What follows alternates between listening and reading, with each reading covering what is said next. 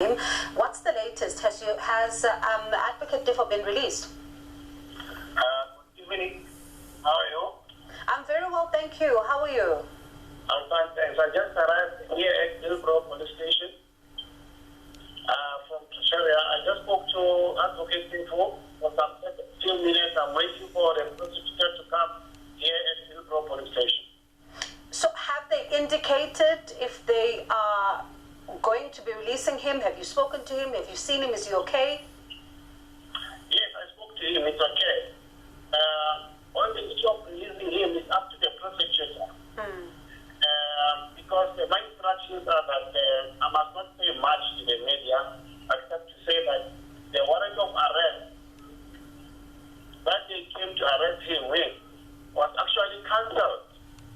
They used a cancelled warrant to arrest him. I know you can't say much, but can I ask what charge is he facing? He was facing, he's no more facing, he's a All right. charge of trespassing. And are you able to give us more details around this trespassing charge? Remember, Advocate, therefore, he represents even the police officer. He was supposed to have represented the provincial office in Johannesburg, SAPS provincial office. Then when he went there, that is when they arrested him that he was not supposed to be there. So let's then talk about this cancelled warrant. I know you can't say much, but why do you think, in your view, that a cancelled warrant would be used? Because when we look at this, document that is circulating, it does in fact indicate that this warrant should not be effected. In fact, it should be withdrawn because he presented himself. So why would this then be used at this time? What is your assertion? It's the tactics from the state. In fact, they don't want him to deal with the case which was being caught today in Pretoria. That's intimidation in violation of the Constitution of the Republic of South Africa. Just a day after we celebrated freedom. Just a day after we celebrated this beloved Constitution, the state is violating it.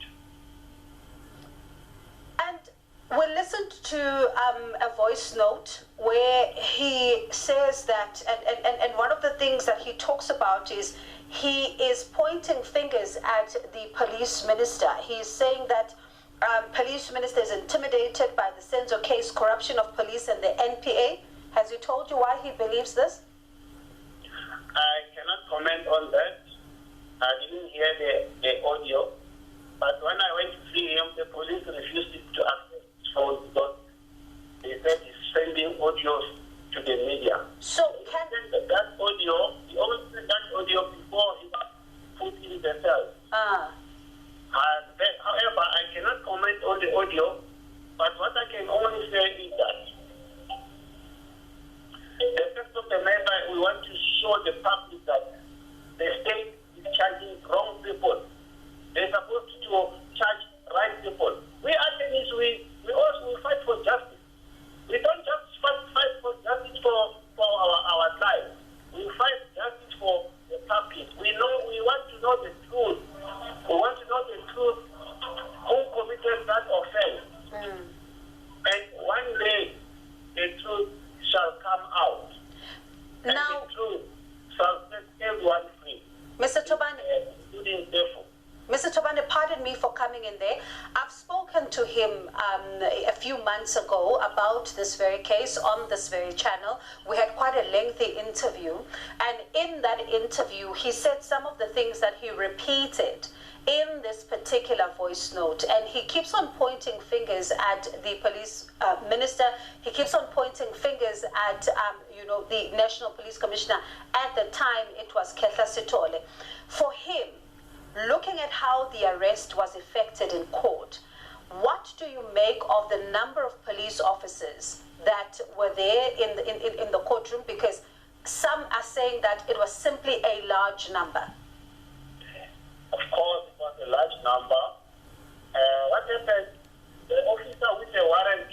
room. He came inside the court and he requested assistance from those police officers who were in court. Who were escorting the prisoners, our clients. Even, it's not allowed to arrest someone in a courtroom, whether the presiding officer is there or not there. That's contempt of court. You cannot come inside the court and arrest someone in a courtroom. Whether that person indeed committed another offense somewhere, you cannot arrest him inside the courtroom. Is it true that they said to him they are not prepared to negotiate with him? I was not around when they were talking to him. But what I noticed that officer who came with the warrant, he didn't want to talk to anyone. He just wanted to arrest people. I know you say you can't say a lot at this stage, but you say that this is also meant to intimidate yourselves because you are working to uncover the truth as to what exactly happened with this particular case. I cannot help but not ask you this because he's repeated these allegations before. Why do you think he keeps on pointing towards the SAPS? And even now, he still says that somebody doesn't want him to be part of this particular case. Who is that person who doesn't want him to be on this case? On that one, I cannot say who is that person. But what I can say is that, indeed, the police service as an institution, they are the ones who buckle up this case. They arrested the wrong people. They don't want to face the facts. They arrested the wrong people. They are prosecuting the wrong people. If you can remember, the first person to be arrested in this case was one accused. One suspect was arrested, and they went. The police and they went to media and said they got the right person. They have a strong case. Then down the line, they withdraw against that person. You told the court earlier on that you also received phone calls and you said that they were threatening and it was somebody asking you, do you know Judge so and so, and then they hang up, then they come back again, and you alluded to the fact that your life as well may be in danger, and you also said that your advocate's life may also be in danger. Who do you suspect is behind this? I can't tell who is behind this. What do you think they want? It was an enemy of sport. And what do you think they want? It's just intimidation. They're intimidating us.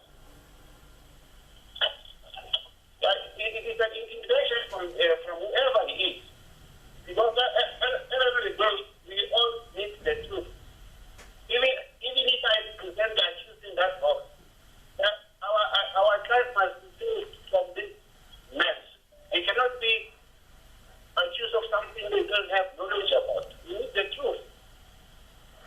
Some have said that what happened in court today may be viewed as, and I know you say it's an intimidation, but others are saying it's potentially because we may be closer to the truth as to what exactly happened that night 8 years ago when Senzo Meyiwa was shot and subsequently died. Do you think we're closer to finding out who killed him? The truth will come out eventually, whether we are closer or not. You know, let me tell you something generally. We South Africans, we are suffering. There are so many cases.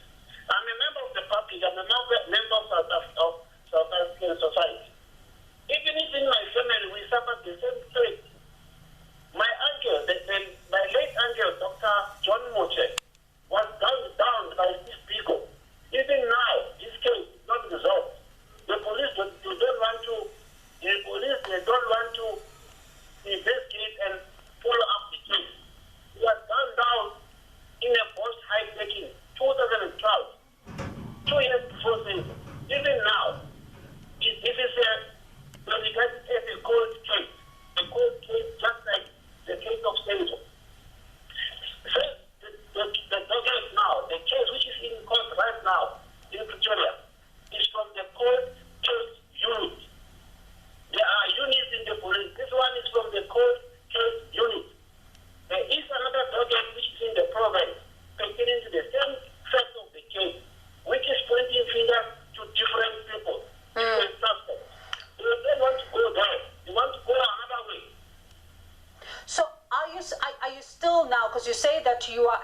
Hillbrow Police Station.